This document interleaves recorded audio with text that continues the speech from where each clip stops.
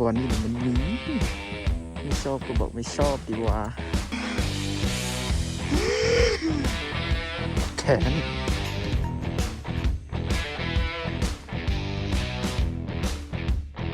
สบายดี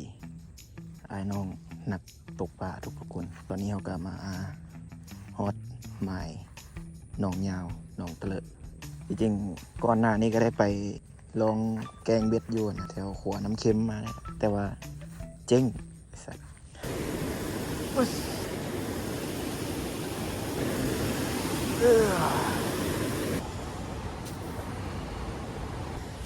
โอเค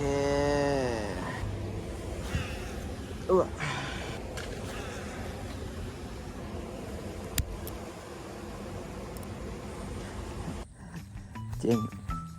ก็เลยวาร์ปมานี่เขามีเวลาหน่อยเดียวชั่วโมงป่ายสุดๆกับ2 ชั่วโมงลองให้เวลากับมันเบิกจากชั่วโมงป่ายจริงเมื่อนั้นกลับมาออกจากหัวน้ำเค็มย้ายมานี่แต่ว่าบ่ได้อัดไว้แต่ก็เจ๊งคือเก่าโมเมนต์เจ๊งย้อนบ่ได้ป่าเจ๊งย้อนคาบแปลงสายฟูนี่แหละเมื่อนั้นแกงแล้วก็ผู้ดีเงื่อนไปตำใส่ใบไม้ถึงต้นไม้ตัวนั้นแกงปั๊บใส่ฟูเป็นผัดหมี่เลยระหว่างที่ว่าเขากำลังแปลงสายอยู่หันก็เห็นปลาขึ้นลอยขึ้นกัดปลาจับรอหน้าแถวนั้นยั่วยวนมาวันนี้ก็เลยนำมาล้างแค้นกูแค้นไอ้เหี้ยกูแค้นไอ้เหี้ยอาจจะต้องได้อ้อมสังเกตเบื้องแถวนี้ก็เงียบผิดปกติแต่ว่าแถวที่ว่าเราจอดรถจักรยานได้ยินเสียงปลากัดตลอดจับอยู่แต่ว่าขอมาบอนนี้ก่อนขอมาล้างแค้นกันโอเคสุดท้ายในที่สุดเราก็มาฮอดจุดหมายที่ว่าเราต้องการจะไฟกับมันหมายนี่ก็ถือได้ว่าเป็นหมายมหาชนคนมาตลอดจากเด็กน้อยจากผู้ใหญ่แต่ส่วนหลายเห็นเด็กน้อยเขามักเอากบอย่างกบกระโดดอย่างมาแกงเท่านี้หมายนี่ก็ถือว่าคนแกงหลายเติบเห็นปลาขึ้นจิบละเราจะเริ่มเปิดด้วยโอเคเปิดด้วยกบขาพิวตัวนี้แล้วกันคันโบเวิร์กจึงสิเปลี่ยนไปเป็นปลาอย่างแล้วซึ่งสีซ้ำท้ายด้วยกบยางแบบใบหลิวเพราะว่าเนื่องจากไม้ที่มันค่อนข้างแบบคนซุ้มหลายสิ่งต้องเน้นความสมจริงของเหยื่อเป็นพิเศษเราปานเสียนฉันบ่ใส่แว่นกันแดดไว้นี่ตาบอดแท้ๆมื้อนั้นมากับจานต้นมากับบอดได้แกงพอปั่นได้แกง2-3ไอ้แล้วก็สายฟูแล้วก็นั่งแก้กันอยู่แก้จนกูท้อมื้อนั้นมื้อนี้กูคือสิบ่ได้แดกแล้ว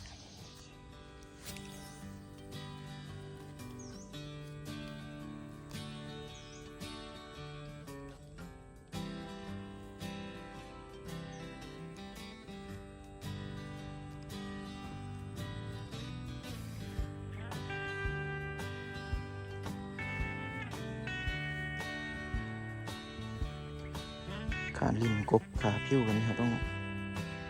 อาศัยการเคาะค่อยๆให้แอคชั่นมันออกคล้ายๆคือกบแท้ที่สุดเท่าที่เราจะเห็นได้แต่คำสิลากมันตุ้งยาวๆคือพวกกบเบลิวมันคือสิยากที่ว่าจะเห็นในป่าสนใจได้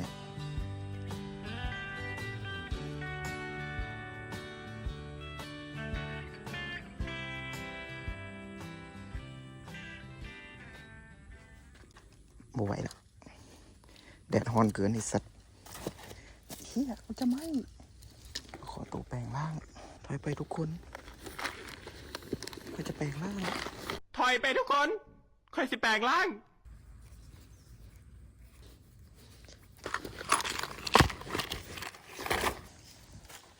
น้อยใหญ่บ่สำคัญเลยจังหวะนี้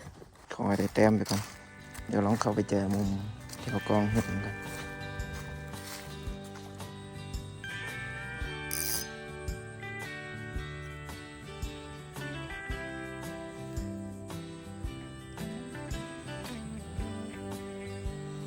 ธรรมดาเจอที่เราจอดรถเมื่อกี้นี่เป็นมุมหมานของเรานะก็เด็กน้อยลินอยู่แถวนั้นเซลสัตว์ไม้สิแตกเลย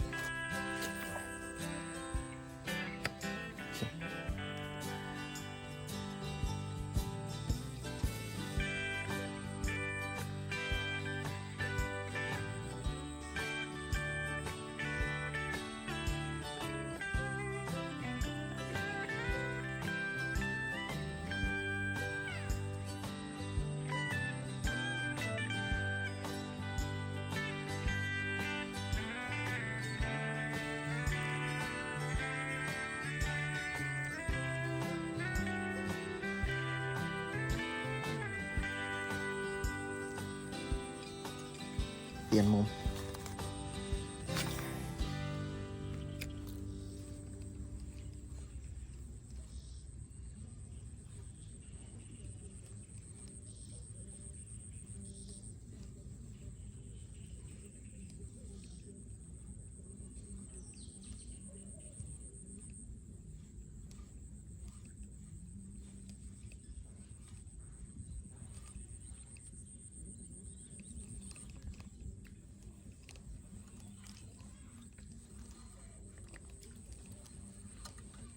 ที่เหยื่อเขามันอาจจะสีแจ๋ดเกินไปเหยื่อสีเขียวเหยื่อสีเขียวจะแจ๋ดสีกับแดดจางปางอย่างสินี่ปุ๊บอาจจะบกเวิร์ก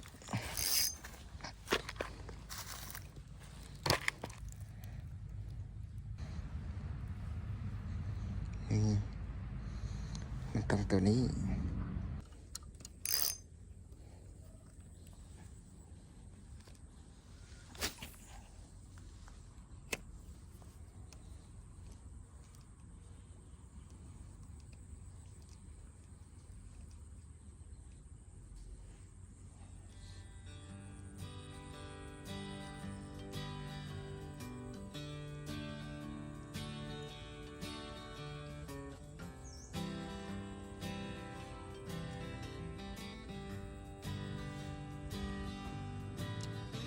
แอคชั่นมันออกบุค่อยดีเลยปลายาง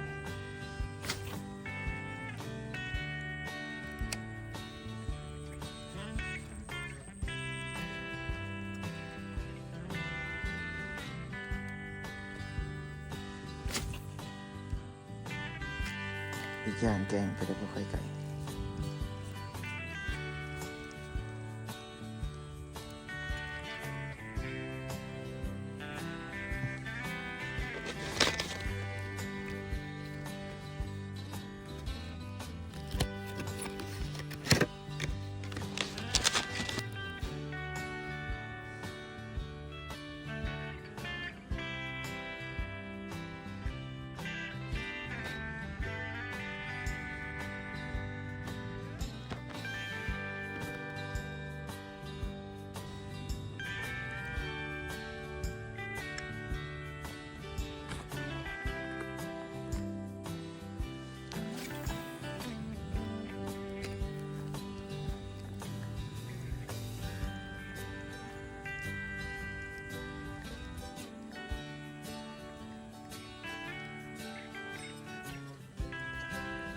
ข้อดีของเหยื่อตีนเตะแบบนี้ก็คือมันจะ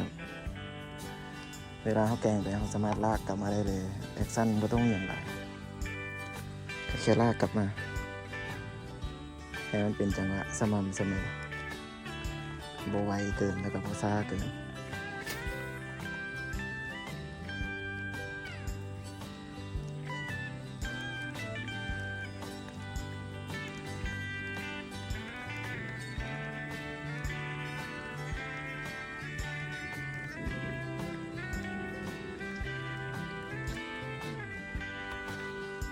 แต่ว่าสิได้หรือบ่ได้บอกอีกเรื่องหนึ่งอันนี้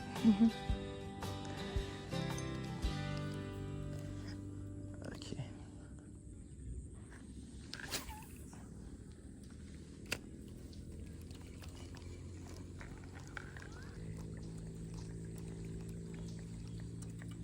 เห็นมันโดดขึ้นกัดอยู่แต่ว่า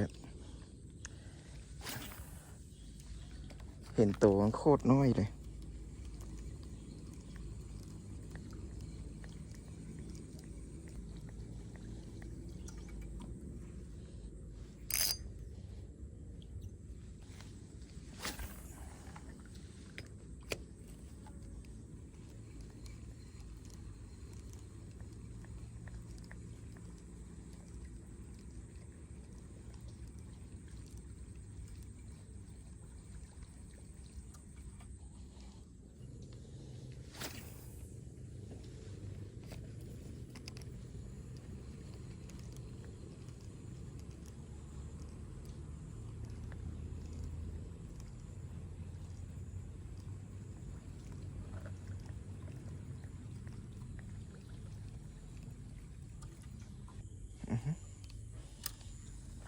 โอเค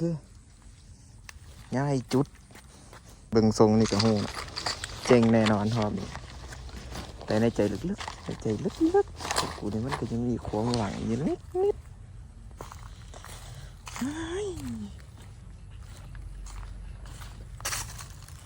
สิบ่มีมาจากตู้เนี่ยเพราะโอเคง่ายมานี่จัดดามซ้ำใดซ้ำหนึ่ง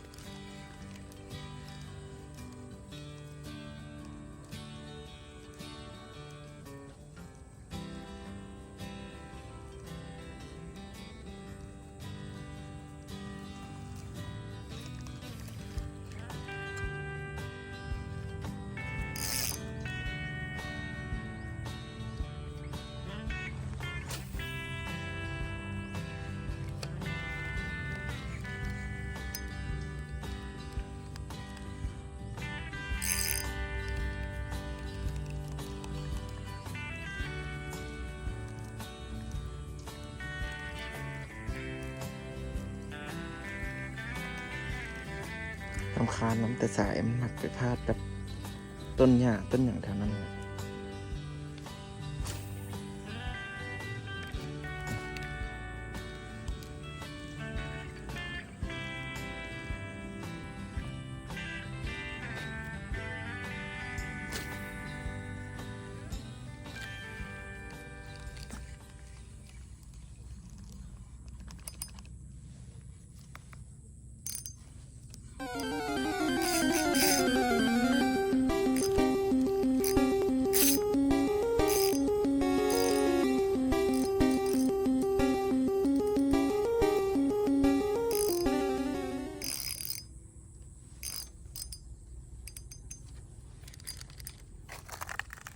Oh my god, bro. Oh, hell no, man. What the fuck, man?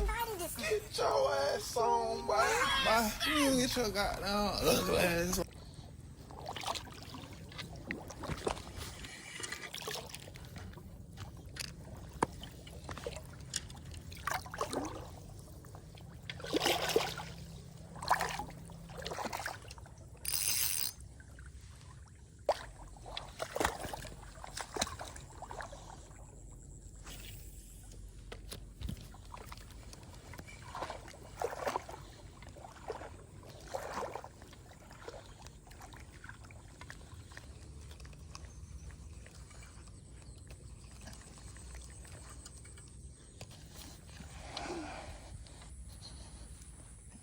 หำเปียกจนได้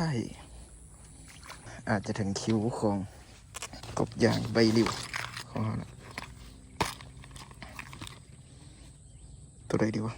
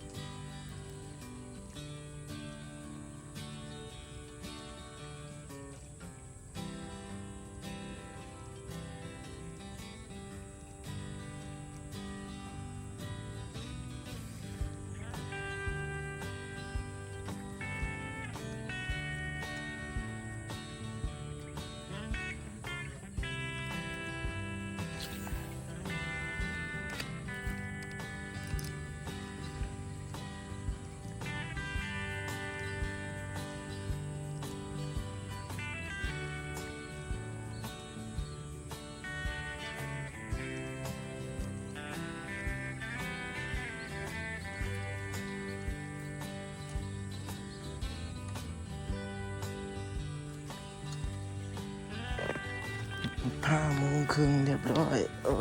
ย ผ่านไปแล้ว1:30โบมีสักกระโตวมันมีเลยป่าแต่บ่แดก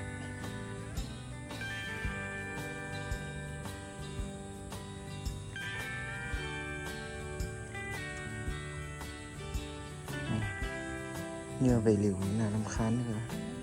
เมียติดใบหลิวในหนึ่งนี่เรียบร้อยเงียบกิ๊บยังมีการออกแอคชั่นเลย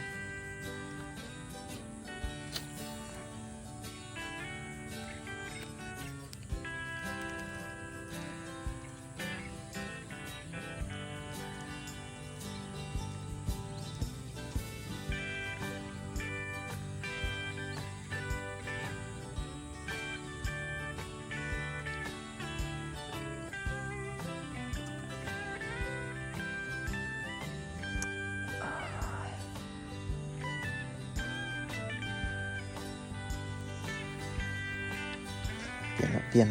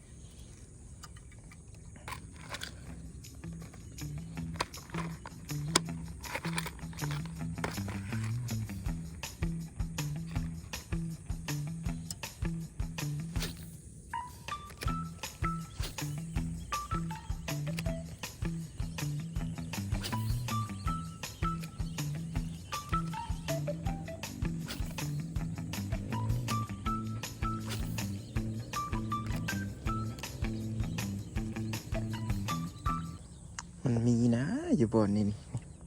อยู่บอนนี่นี่มันมีทำไมส้มไม่เลือกเราอ่ะไม่ชอบก็บอกไม่ชอบดีวะ ตกลงยังชอบอยู่ปะวะ ตอบดิ ชอบไม่ชอบ ที่เคยบอกว่าชอบอะไม่ชอบด้วยเหรอ ไม่ชอบก็พูดดิวะ สนุกมากเหรอที่ทำให้คนอื่นเขาเป็นบ้าอย่างเงี้ย ชอบไม่ชอบ พูดดิ ชอบดิวะ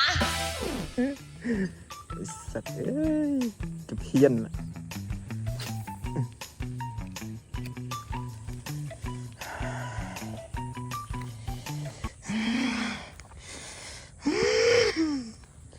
แขนกูแขนโอเค อย่างหน่อยมือนี้กับโบเซียอย่างละแต่ละเทือโบเซียทรายกับเสียเหงื่อไอ้สัตว์มามือนี้ได้เสียแต่หางเปียกนี่แหละอุ้ยใจเย็นหมอใจเย็นอุ้ย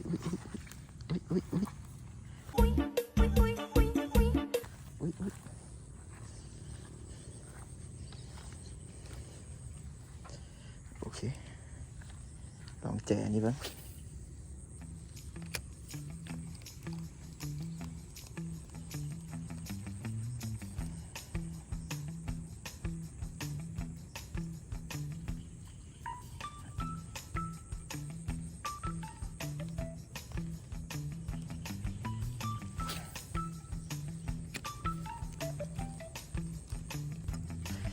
แต่เบิ่งทรงแล้วมื้อนี้ก็คือสิเจ๊งแล้วแต่ก็ยากเรื่องอีหยังสิมันเป็นอีหยังที่ว่าเราต้องทำให้ได้ในการที่เราจะเลือกงานอดิเรกของเราเป็นการตกปลา10 เบ็ดมันบ่แม่นทุกเทื่อที่ว่าออกมาแล้วจะได้โตมันทุกเทื่อออกมาแล้วจะได้ปลาแต่การได้ออกมาสิออกมาแกงเบ็ดตีเหยื่อก่อเหยื่อเข้ามาสิอันนั้นก็ถือว่าเป็นเป้าหมายหลักของเราส่วนการได้ปลามันก็เปรียบเทียบเป็นแค่โบนัสได้ก็ดีถ้าบ่ได้ก็บ่เป็นหยังเราก็ต้องทำใจให้ได้ต้องไปซีเรียสกับมันหลายบางคนออกมาซิดเบ็ดที่แม่งกูต้องได้ปลาต้องจังซั่นจังซี่เข้าใจว่าการออกมาซิดเบ็ดนี่คือต้องได้ปลาทุกเทื่อโนอันนั้นคือผิดละไม่จำเป็นเราจะต้องได้ปลาทุกเทื่อหมายธรรมชาติกันนี่แท้งที่เป็นหมายที่แบบว่าคนออกมาสิทธิ์ตลอดคนมาตลอดมีคนออกมาสิทธิ์ตลอดอย่างสิต้องทำใจเลยแบบป่ามันคุ้นเคยกับการเดินของยิ่งนะมันคุ้นเคยกับสีเร็วเต้อีกอย่างเขตนี้มันก็เป็นเขตที่ว่าคนมาหาปลาหลายมันก็ไม่ได้เป็นธรรมชาติจ๋าปะนะยกเว้น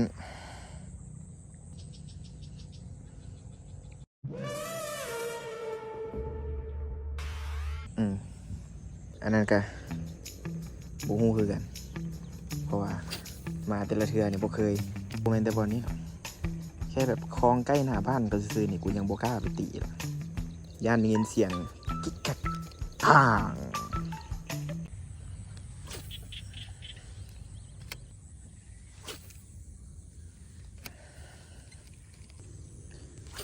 มิดไว้เงียบไว้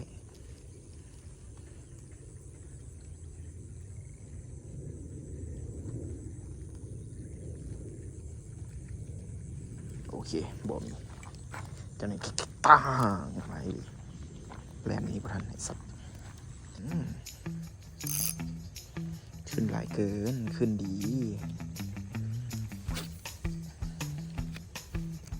เอาจากป้าบหนึ่งบ่ละเอาจากบาทหนึ่งบ่ละเอานะ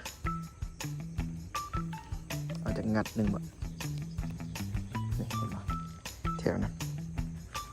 นี่นี่เมื่อกี้นี่กูเก่งเก่งว่ามึงบกัด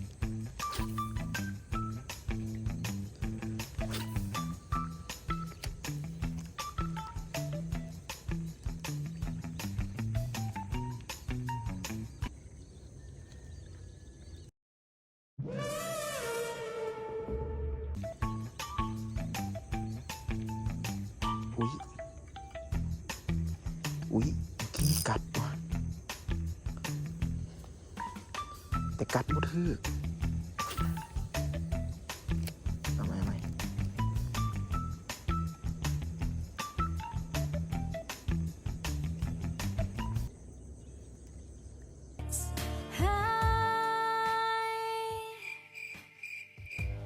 ไปเลย